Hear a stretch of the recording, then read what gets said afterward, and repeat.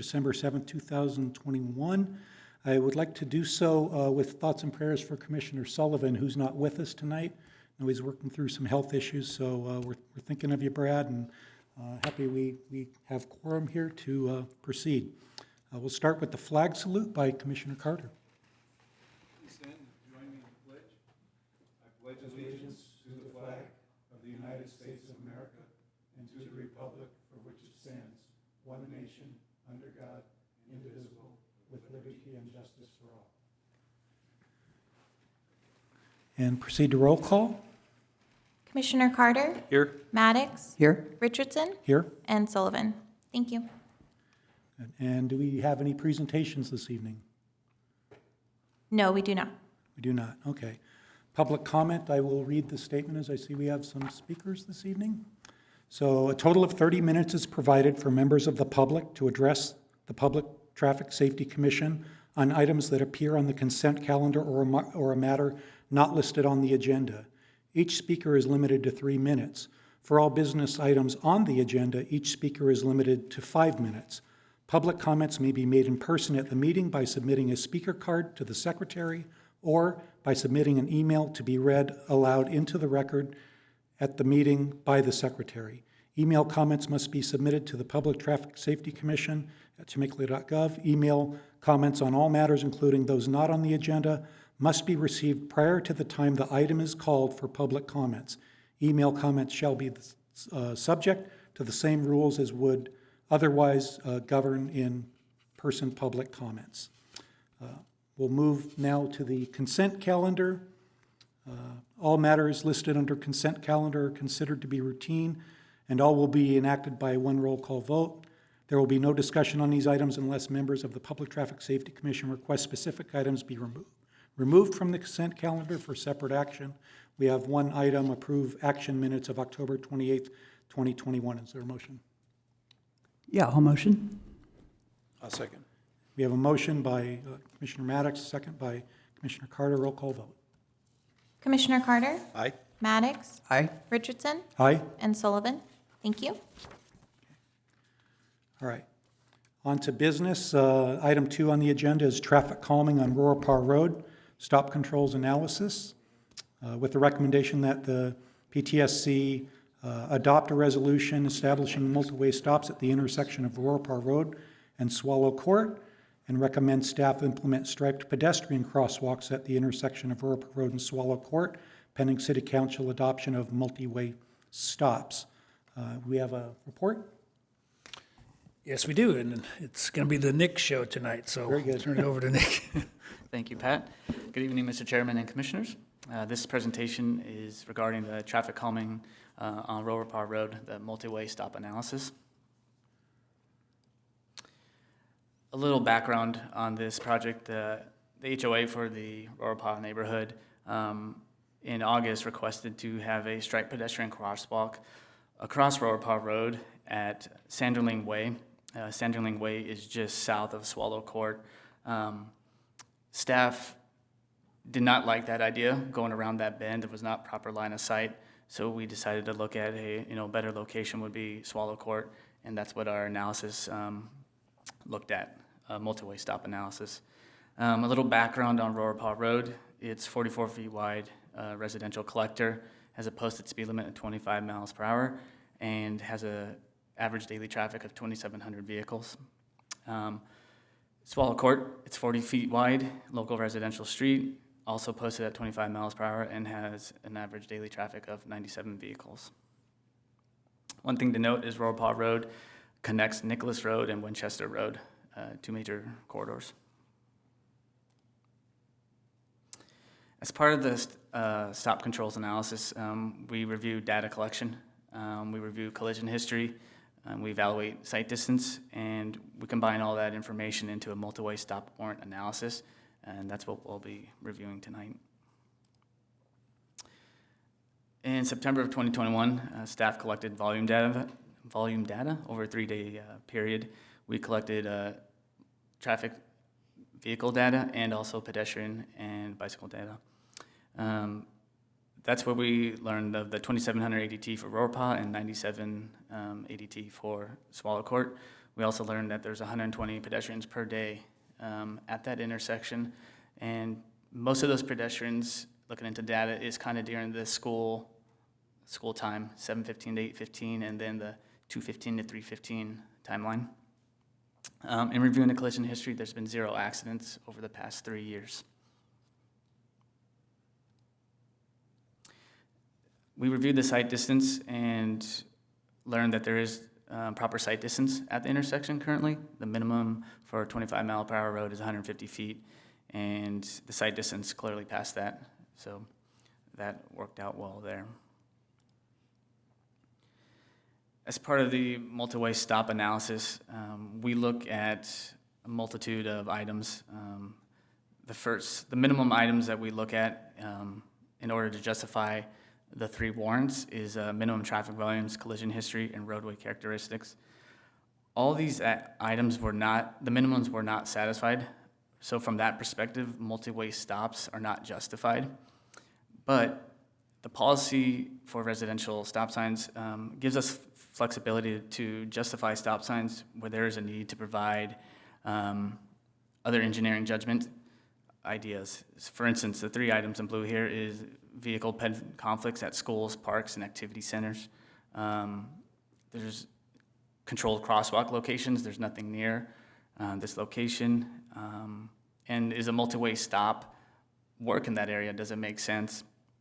One thing I forgot to mention at the onset of this is the reason they wanted the controlled crosswalk was to get to their rec center across RORIPAUGH Road. There's no convenient location to cross that street without going up to potentially Nicholas Road or Winchester Road, depending on where you live. So it's quite a distance away.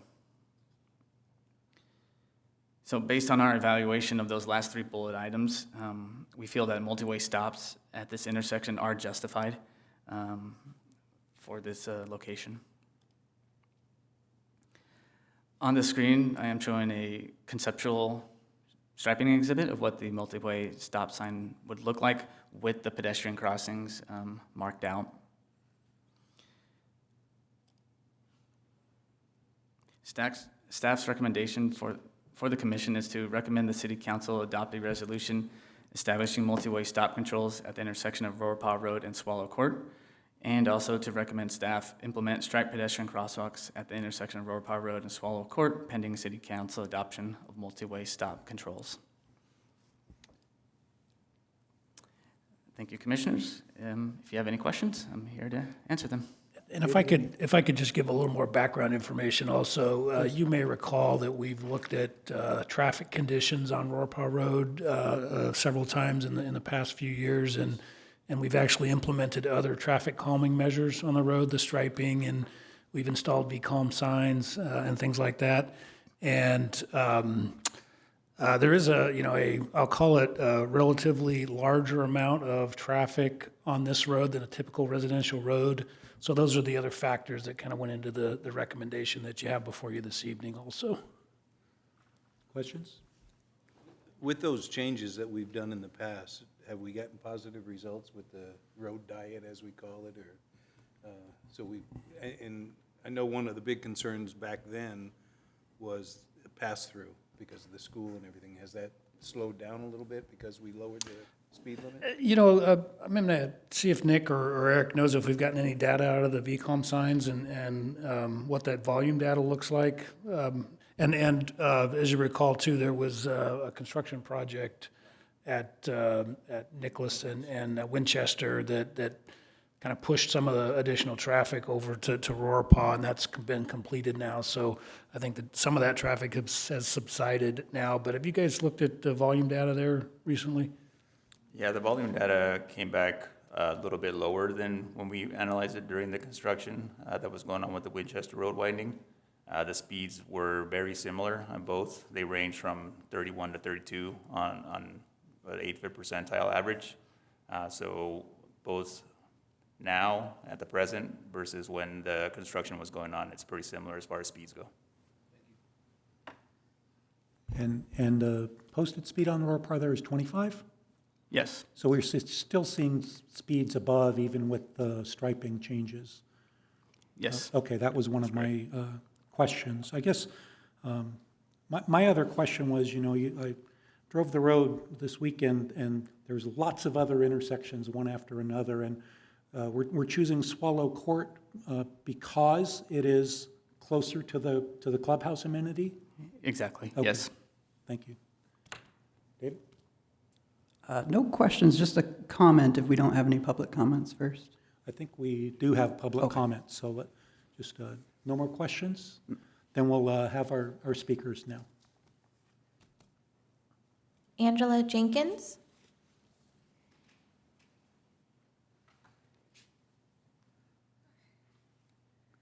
Is it okay if I take this off while I'm talking? Okay, I get a little lightheaded. Okay, so some of you may recognize me. I was here a few years ago, not pregnant. But one of my concerns was that we were going to have kids. I've lived in RORIPAUGH pretty much my entire life, and obviously I've seen it change. I don't want to tell you my age. But it used to be where I could run across the street to go to the pool and the playground. It wouldn't be a concern. I'm about to have I'm trying to try not to cry, actually. I'm about to have a little girl, and I actually get scared. I was been worried about the speeding and the cut through when my husband was out putting up Christmas lights and a car almost hopped the curb and hit him. And our nursery will be in the front of the house. It's only going to be 10, I think 15 feet away from actually RORIPAUGH. We live on the corner. And it scares me. I'm right across the street from the rec center, but you couldn't pay me right now to walk across the street because I would have to be running. I see kids coming down from the middle school because parents like to use our street as a drop-off. It is what it is. We're happy we have the gate, so it's fine. But I see kids literally pausing and looking and just being scared, like they're hightailing it across the street to cross because there's nowhere to cross. It doesn't make sense to walk all the way down to Nicholas. It does not make sense to walk down to Winchester where cars are speeding past, really quickly. It's just not safe. 2 years ago, I asked you to do something so that we could prevent an accident, right? Initially, it was spurred by all the construction. Of course, the construction is done, but we know that they're going to expand Nicholas to Butterfield, if I'm correct. And again, there's a concern that once that happens, it'll be even quicker for people to get through. And our neighborhood should be a safe neighborhood. It shouldn't be one where I'm scared to have my little girl sit in the front lawn and play. I want her to be able to play with chalk on the front driveway and not be scared that car is going to come by and hit her. I'm also hormonal, so forgive me. But I grew up there, and I took over the house after my dad passed away because I liked living there. And I want to pass this on to my little girl. I want her to grow up at that park and feel safe. And the people that are cutting through don't respect our neighborhood. They obviously don't care about us, but it should be a neighborhood that's safe, where kids can ride their bikes on the sidewalk, people can play, and I don't feel like it's like that. I greatly appreciated the speed indicator signs that were put up. Thank you very much. I know that it takes work and a lot of time to do that, and I want to thank you. It came up right at COVID, so I know that it was hard because less people were driving, schools were closed.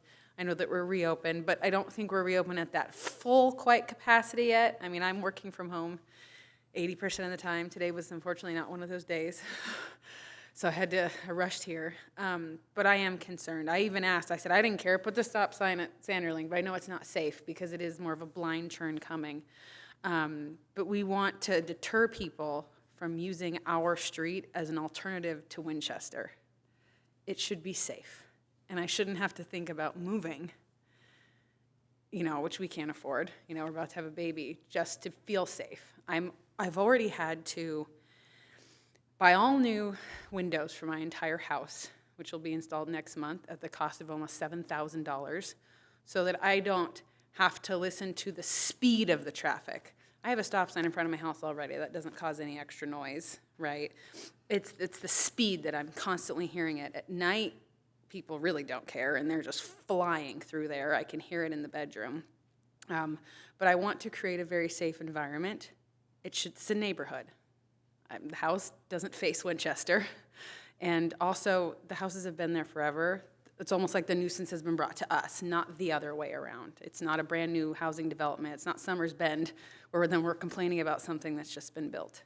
So I appreciate your time, and I hope that you will consider our neighborhood and making it a safe environment for everyone who lives there. I will mention that even a person on our street doesn't walk his small dogs across the street because it's not safe to do so. He has to get in his car and drive and park in front of the park just to take his dogs for a walk and to go to the bathroom twice a day. He doesn't even walk. He has to walk. He has to get in his car and drive. So I think that's telling that we need some sort of breakup in the traffic from Winchester to Nicholas, wherever that may be, but it needs to be somewhere. Thank you.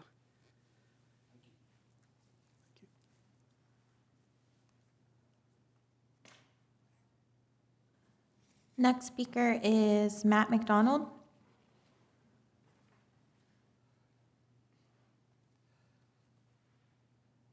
Hello, my name's Matt. I'm a citizen and resident there in RORIPAUGH. This is a nice thing to see that we're moving forward, and I echo everything she says. I live right on RORIPAUGH on the corner, and I see cars flying by fast, and I can see the sign right there. There's 60-mile-an-hour cars that run through there at 10 o'clock at night. It's insane, some of the stuff that we actually see come down our street. It's always comforting to see the motor officers out there. That slows traffic down. That's been a huge help, and I appreciate that. Appreciate the signs and everything that gone out there. Appreciate all the effort that you guys have put into putting this together, and I know the placement of it wasn't just willy-nilly and thrown in there, but I do have a concern with the placement. I understand that not knowing prior to coming to this meeting that part of it was to get a crosswalk to be able to go to the rec center.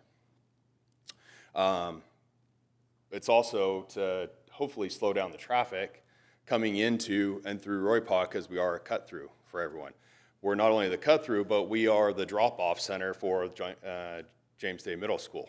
They all come up through there, drop their kids off, and then we're the cut-through to get parents out from the high school, from Chaparral. So the stop sign, obviously, hopefully, is going to slow down traffic that's through there. Problem is with the placement of putting it at Swallow, all you're going to do is change that cut-through from RORIPAUGH to around Sterling and up around to Senna Court, which is the corner where I live, Senna and RORIPAUGH. And so it's not going to slow anything down. You're just going to change the racetrack from coming straight up and making a left to coming up, making a left on Sterling and a right on RORIPAUGH, and then shooting on out. This can be avoided by putting the stop sign right at the corner of Senna Court and RORIPAUGH. It is one street up farther away from the rec center, I understand, but it will take into twofold and slow down exactly what we're trying to look into that's out there. Otherwise, we're just going to continue this problem. We'll probably be moving the stop sign farther. I think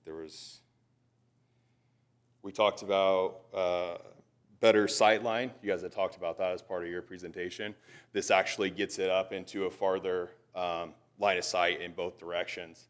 I can tell, 2,700 cars have come through there a day, and 1,500 of them are school time in the morning, school time in the afternoon. And guess how far those cars are going to back up? When you're just backed up just around the corner there and you put it in at Sterling, then they're going to back up to those blind spots. It'll be blind much sooner than it would if it was more down toward that, down to where Senna Court is. And the other part of it is we have lots of kids that walk up from the high school through that area, and they actually walk up through Sterling and up RORIPAUGH, and then they come, or up Senna and onto RORIPAUGH. So a lot of if you truly wanted them to cross at a crosswalk, then they would end up going the other way, or they'd have to come up through Sterling to Senna, back down to the crosswalk and back across and over. This intersection is the major 4-point intersection in the neighborhood, and that would allow for crossing of the children and stuff in that area, high school, middle school, and all of that.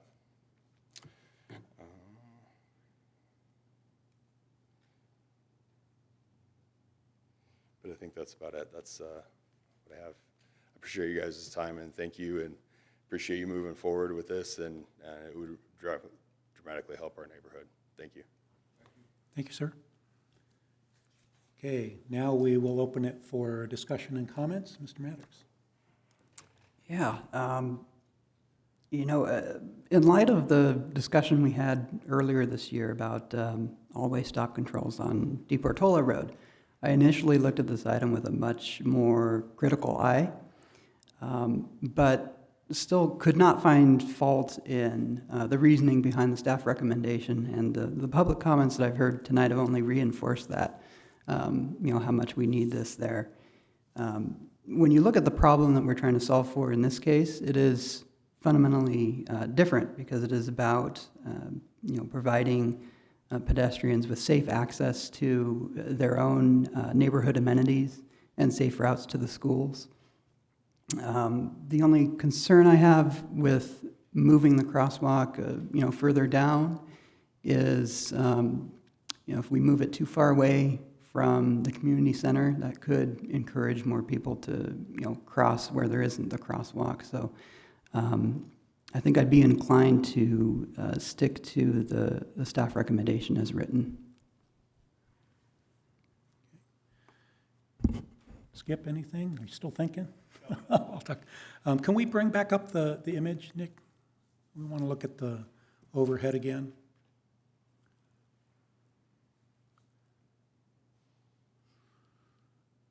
So as I noted, I guess north of here, there's 1, 2, 3 more four-way stops, and the rec center we're trying to get to is where on this map precisely? It's further down, right? It's at the bottom. Just southwest of that intersection. Okay. Point to it in red. So someone crossing from this area could go down an additional 1, 2, or 3 streets to cross safely and then continue. Is that correct? If the stop sign was moved to the north. Yeah, they would have to walk up and then come back down, depending where we put it. Okay. I guess my initial impression when I drove this, and I drove it a couple times, I know when Angela was here the first time, the concern is with the speed coming down the hill, and that it gets going faster at the bottom as you approach Nicholas. And I think what we have seen in town on all of our roads that have a crest, that people have to be on the gas to maintain speed up the hill, and then after they crest, there goes their speed. So my impression is always put the stop at the top, because then they've stopped and now they're monitoring their speed. So did we look at the other intersections, and is this one vastly preferred, or is it just the one we picked? It was the one we picked because it made the most sense for crossing to the rec center. Okay, so Just to add something to that, as Ms. Jenkins also mentioned, most of the middle school traffic, pedestrian traffic comes through Sanderling, so that would also give them a closer option to make that crossing. I don't think the Center Court one is a bad option either. It's just that's the one we selected just because it would probably be the most used by a pedestrian activity. okay, I guess we've heard the speakers tonight, so staff still feels this is the preferred location and thus recommended? Yes. Okay. Skip, anything? All right. All right, I think we're ready. We'll entertain a motion. Yeah, I'll move. I'll second, but I was just curious. I know that when we do this type of stuff, we always want to look at it for feedback and everything down the road to see, because I see what you're saying is, stop at the top, because if you're accelerating up, as soon as you flatten out, you're gonna keep your speed up, but if they stop. So just to evaluate it and see what else we can do, because we've narrowed the road, we've deleted or reduced the speed limit, but we still have incidents of it going on. And we'll hold the motion for a second. I'll go back to a comment. The other thing that occurs to me is, that this is on our agenda for pedestrian safety tonight. It's not here to slow down traffic, right? It's not another traffic calming measure. It's for pedestrian safety. That being said, the desired side effect of a stop sign will be that it forces traffic to stop. And that one stop may be enough for someone to say, that's not my cut through anymore. So I would be interested, as Skip suggests, to see the volumes after this is implemented, and have we impacted volumes. You mentioned that traffic's going to back up at these stop signs, I say, good, yet another deterrent for the cut-through traffic, right? Go to Winchester, get the green arrow on the light, and now that's how they go. So I think there's additional, while not why we're doing it, I do think we'll see traffic benefits that do help calming due to this. So your motion is still on the table? A second. Skip seconds with an amendment to revisit after the improvement to see what the impacts are to traffic calming. And with that, we'll have a roll call vote, please. Commissioner Carter? Aye. Maddox? Aye. Richardson? Aye. And Sullivan? Thank you. All right. And also add, so your recommendation will go to the city council then for final approval to then install the stop signs and the crosswalks there at that location.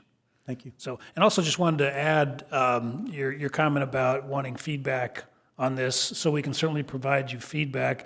As a matter of fact, we're entering into a license agreement for some GPS locational data from a vendor of data that will allow us to do basically volume, to get volume information on any street, really at any time and over any period of time, just by doing a database search.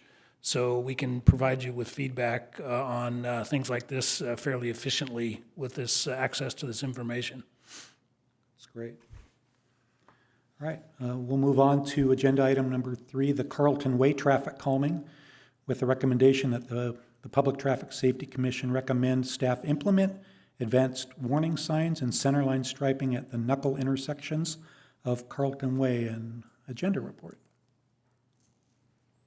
Thank you, Mr. Chairman, Commissioners. I'll be doing this presentation, and it's regarding, like you said, the traffic calming on Carlton Way, which is part of the promenade at Temecula community. Staff received a request from the promenade of Temecula HOA in July to evaluate the vehicular speeds and cut-through traffic on Carlton Way, and for us to consider implementation of some traffic calming measures. Residents had expressed concerns of excessive speeding that was occurring through there, and some increased noise levels that they were experiencing, and they had proposed that that was due to a large volume of cut-through traffic that was going through their neighborhood. So just a quick background on Carlton Way. It's a 36-foot wide local residential street, and it is posted at 25 miles per hour. You can see it on your slide. It is the main thoroughfare for this small community. So based on that request, staff conducted a field review of the community. We also gathered some speed and volume data on Carlton Way over a 7-day period with our radar collection device. The device was installed mid-block, as you see on the slide, on a street light, and it collected data over that 7-day period. Based on the data we collected, the westbound 85th percentile speed was computed to be 21 miles per hour, with an average ADT of 216 vehicles. And in the eastbound direction, the 85th percentile speed was 22 miles per hour with an average ADT of 347 vehicles.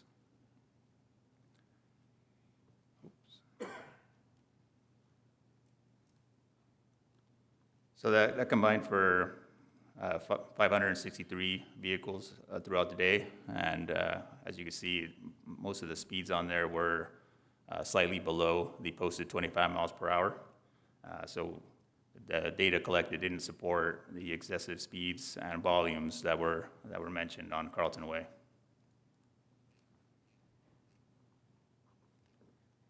So to analyze the concern regarding the cut-through traffic that the residents and the HOA presented, we also installed some radar collection devices on the 2 main entry points to the community.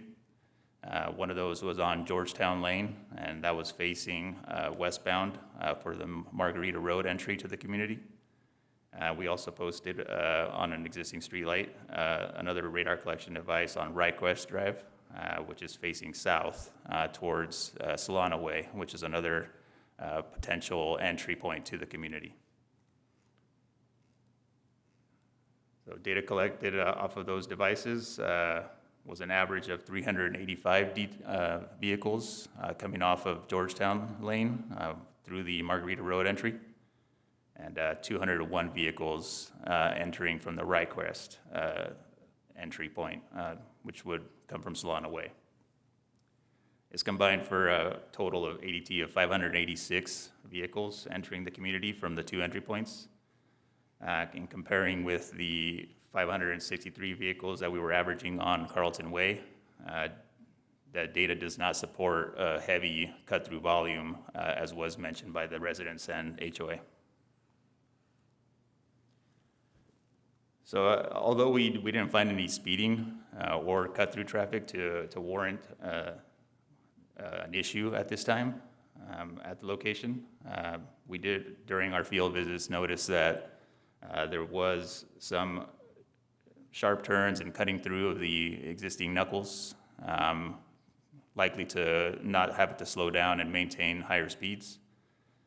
So to assist with reducing speeds in these two locations, we're proposing to install some centerline striping in hopes of keeping traffic off of the opposing side of the street, and also adding some advanced warning signs on both entry points of the knuckles to reduce their speeds to the 15 miles per hour.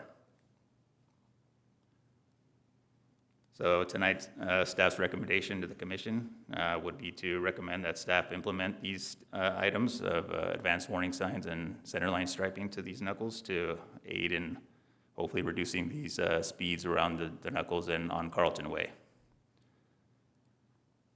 And that concludes my presentation, so I can open up to any questions you might have. Guys?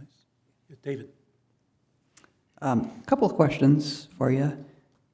I was wondering, are there any factors that could explain the asymmetry between the inbound, outbound ADT measurements of 216 versus 347, or is that difference unremarkable? You know, I think most of the volumes would come off Margarita since it's more of a direct access to the neighborhood. Solana Way, and see if I can pull it up on the first slide here, is quite a bit away from the entry point on Rycrest.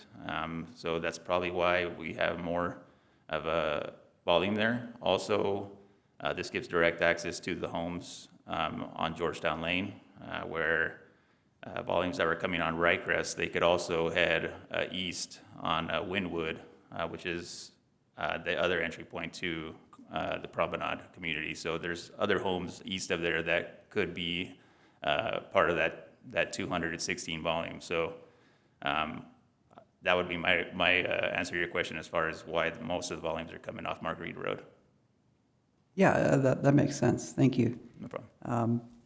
The other thing I noticed when I visited the neighborhood over the weekend, I observed several large vehicles parking along the inner curb on one of the knuckles, the one more to the west, and those obstructed visibility of oncoming traffic and also partially obstructed the view of the driveway of the house on the corner there. Did you or the HOA have any thoughts about a red curb marking, whether that would be prudent? Yeah, we discussed a red curb on the inside portion of the knuckles as an option. We were also looking into maybe shifting the center line over and around closer to the south side of those knuckles, just to kind of push traffic a little bit further away off that corner, but both options are being considered as far as design goes. Okay, great, thank you. No problem. Skip? Well, mine was more of a comment about, when I drove out there, the same thing with the vehicles, but I didn't, it'd be a long about way for a cut-through. Yeah. I didn't see any benefit or anything like that for a cut-through at all, so. But I do agree that if the HOA maybe had some kind of variance on bigger vehicles parking and all that in conjunction with the knuckles, and because it does take down the sight vision for going around there, but that's it. Yeah, and just so you're aware, we did send these recommendations over to the HOA as well, so they could discuss it during one of their board meetings. So still waiting to get feedback on that as well. So If they're not opposed to that, then we could walk through that with them. Yeah. No problem. All right. I just, the striping is just a double yellow line for the limited distance shown. And I guess when I was out there, I did see several vehicles, both cutting the corner narrow, like a racetrack style, like you say, and some also swinging very wide to the point where I thought they were going to hit parked cars. So I think both cases are true, and so I think guidance either for people on the wide side of the turn or the tight side of the turn is appreciated. But I could definitely see conflicts there, so I think this is really warranted. And I agree, looking at the data, I didn't see a cut-through issue there. I think it's just, like to David's question, just more people prefer to enter their neighborhood there. But I think, I saw some people that did not look like they were familiar driving there, so maybe there's a component. Yeah, or the residents are in an awful hurry. So I would be in favor of this. So, all right, and no other comments, we'll entertain a motion for this. I'll move. So moved. Second? And roll call vote. Commissioner Carter, Aye. Maddox, Aye. Richardson, Aye. and Sullivan. Thank you. Okay, item 4 on the agenda, engineering and traffic survey update with the recommendation that the Public Traffic Safety Commission recommend the City Council adopt an ordinance reaffirming and adjusting the speed limits identified in the summary of recommended speed limits. Thank you. So this presentation, as you mentioned, is the 2021 Engineering and Traffic Survey Update. The California Vehicle Code requires that the local authorities review and reaffirm or adjust speed limits every 7 years based on an engineering and traffic survey. The CVC also allows the extension of these engineering and traffic surveys up to 10 years if a registered engineer determines that no significant changes were made to the roadway and traffic conditions. In this case, we did perform speed surveys on all these locations, so everything here is justified through a speed analysis.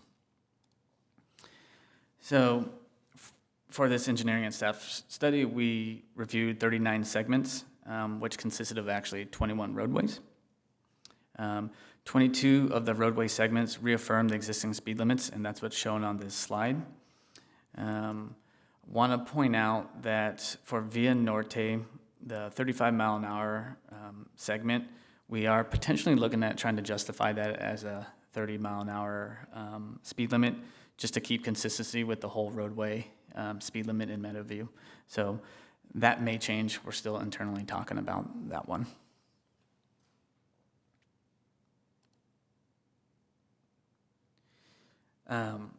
This summary recommendation shows the adjusted posted speed limits for 17 segments. All of them are going down, which is great to see. 2 of them did not have posted speed limits, and we'll be posting them as part of this engineering and traffic survey.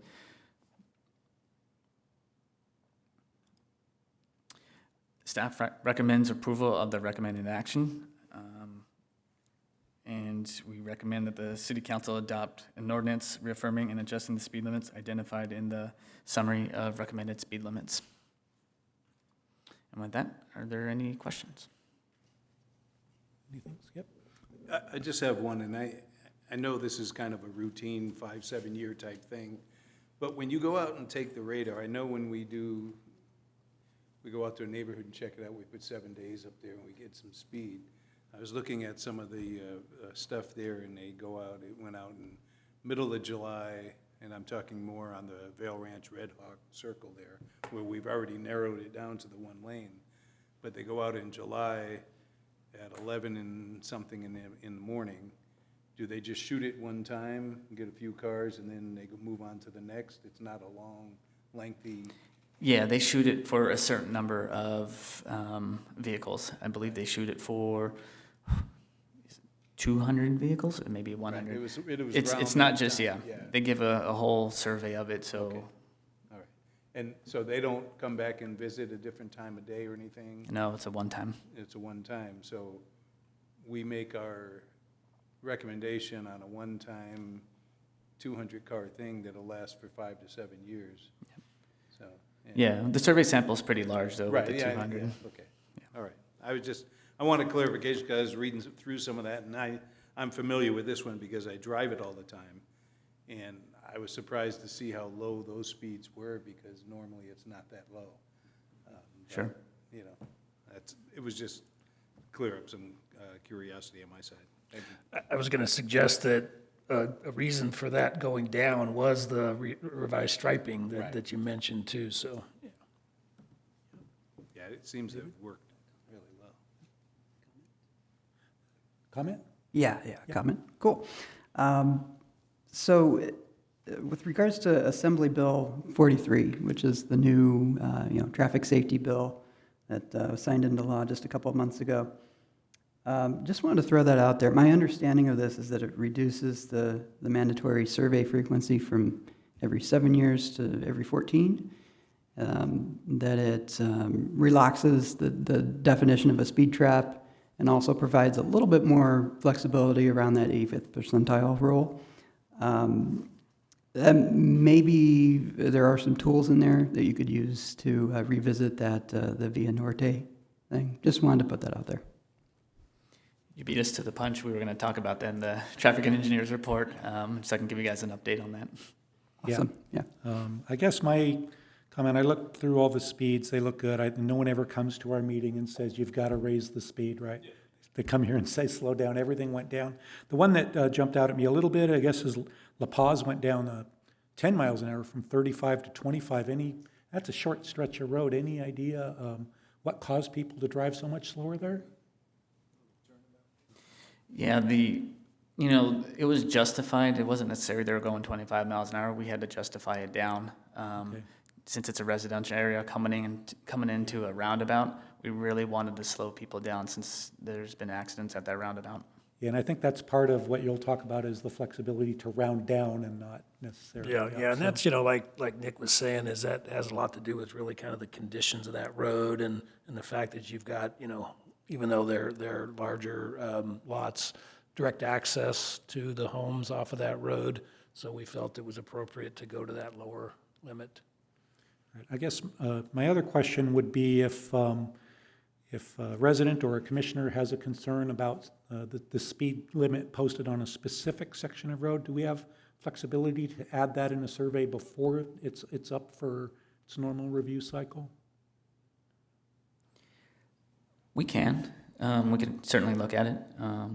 But then we'd have to, if we do want to make a change to it, we do have to justify it. Fair enough. All right. Yeah, and then we do, in addition to the 7-year cycle, if there are any changes made to the road, that would also trigger a reevaluation of it. So when we do the restriping and things like that, when we would then resurvey it after that's done to see if the limit would need to be changed.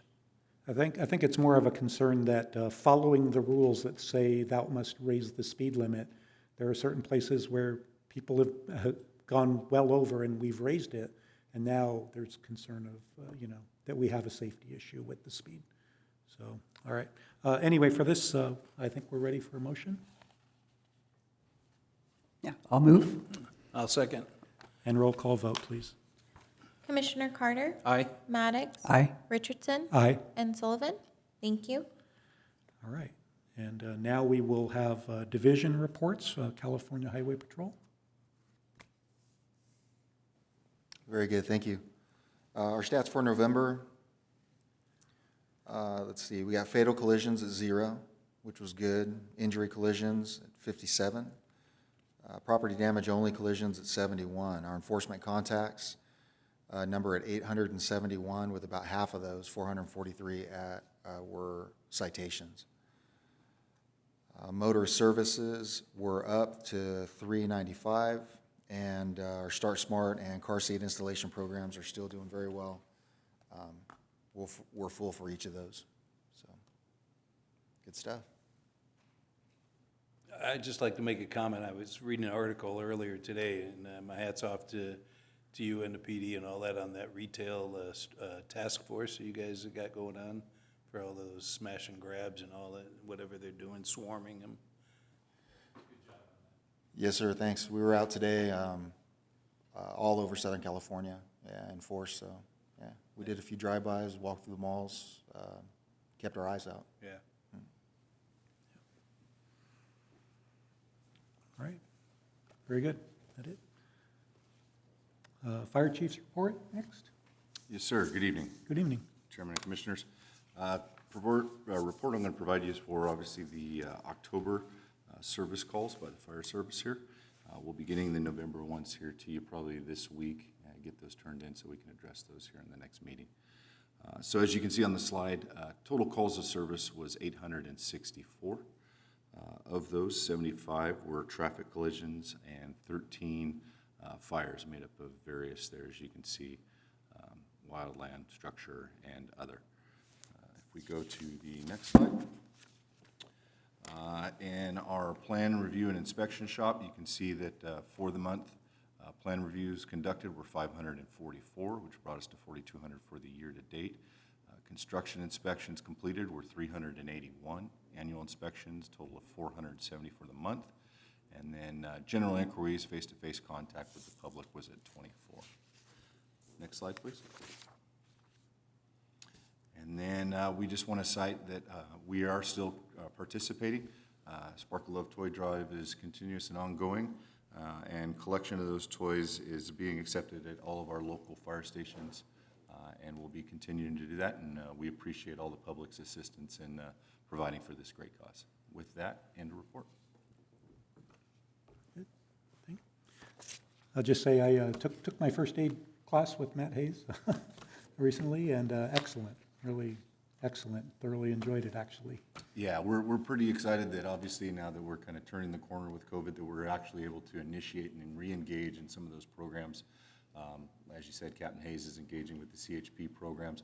We're able to re-implement the Explorer program for our younger youth, the high school youth, so that way we can draw them into the fire service, kind of educate them, as well as our reserve program. So much like we're seeing throughout the course of the city with a lot of programs kicking off, that's one of the benefits that we're seeing, obviously, is being able to reach out to the public and provide some of those first aid classes, as well as get in contact with our youth and getting back to some form of normalcy. So it's good all around.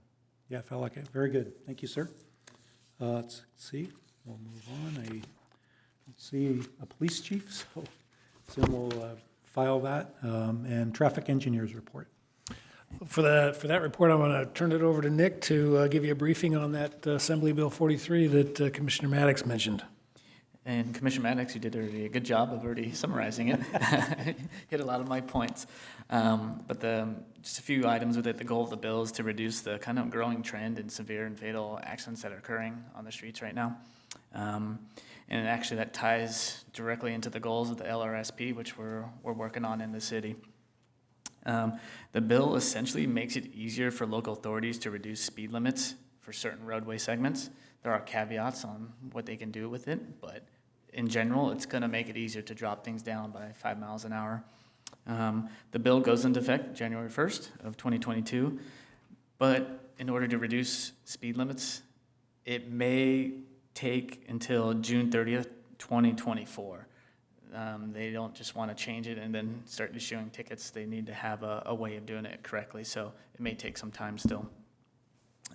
Some other key highlights is the prima facie speed limits can now be reduced down to 15 miles an hour. The previous low was 25 miles an hour, so now you can go down to 20 and 15. If a local authority feels like the speed limit is too high, even after doing an engineering and traffic survey study, you can reduce it by 5 miles an hour. For several reasons, mostly pertaining to pedestrians and bicyclists, and if the area is considered like a safety corridor. So that's where the flexibility is coming in to really help cities out. Business districts can be posted at 25 or 20 miles an hour, but it'll need to meet kind of a certain definition for a business activity district. And it's all laid out in there. I just don't want to get into all those bulleted items.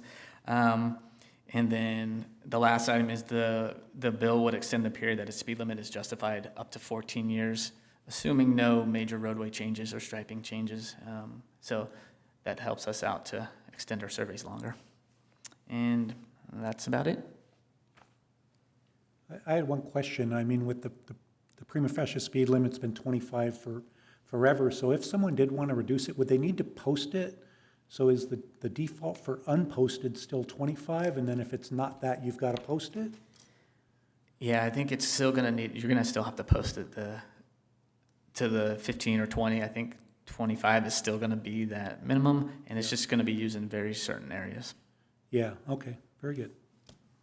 Questions? Good. Just a quick comment. It seems so rare that we ever get local control back. So just all good news. Thank you for that report. No problem. Yeah, I agree with that comment. I was just thinking that, when I started on the commission years ago, it was like no exceptions ever for anything, but now with the new staff, it seems like, we're open to just how do we make it safer? And I really appreciate that attitude, top to bottom across all these chairs. It really makes me feel better about the work we're doing. And actually, a little bit of a point on the AB 43 is, as I was reading articles about it, it's talking about how the engineering and traffic survey system is so antiquated that this is why they're trying to push more control to local authorities, because you know better. You're the ones that are living with the results of that study. So it's good news. The pendulum swings. All right, director's report, anything else, Patrick? Yeah, and I, just as I mentioned earlier, the license agreement that we're entering into for the basically cell phone locational data, that'll give us access to essentially traffic volume data at any location, at just about any time and over any period of time. So when we need count information, that kind of thing, we'll literally be able to just run a report out of this database and have it made available to us immediately. I had a question on that, because as we were talking about cut-through traffic tonight, if it is going off phone MAC addresses or whatever, you could identify the same address enter. You could count precisely your cut-through volumes. So that would be really powerful if potentially we can could. search at that level. Yeah. So it's a new program for us, and we'll be learning a little bit as far as how we use it and the types of things that we can use it for. But we really think it's going to be a really valuable source of information for us, and we'll be also be using it for the general plan update that'll be going forward further next year, as far as doing the traffic analysis part of that. Yeah, So- I think all of us would like to, when you guys come up to speed and figure out all it can do, Yeah, we just can to get do an a informational do a report. little demonstration of it Yeah. for you sometime at one of your meetings next year. Yeah, exactly. Now, not And for then, that. secondly, I wanted to mention that you had a report a few months ago about a system of license plate reading cameras, the flock system, and those cameras have been installed, so you may have seen them if you've seen a black device either on a standalone pole with a solar panel at various locations. We've actually got 50 of those cameras in at multiple intersections. And then we're going to add a couple of those cameras on the east end of DePortolo Road as a result of the complaints that we've got about speeding and reckless driving and whatnot that's been going on out there on the end of the road. So those cameras are installed now, and the sheriff's department is being trained, and I think very soon they'll be fully engaged in using those and getting the reports when they pick up a vehicle with an outstanding warrant or whatever the issues are that they'll get. So just another enforcement tool that the sheriff's folks will have at their ready. So, and that concludes the report. All right, commissioner reports. David, anything? Yeah, just want to give a quick thank you to the Public Works Department and to our public safety professionals for all the hard work that you put in behind the scenes at Santa's Electric Light Parade last week. And when I think about the logistics that go into that, it really boggles my mind how you're able to move so many people in and out of that space so efficiently. And I think the community was really grateful that you were able to bring back one of our longest running traditions. It's a tradition that means something to me. The last time I was actually in the parade, I was just a kid, and I had sort of a full circle kind of moment when I was invited to participate again this year.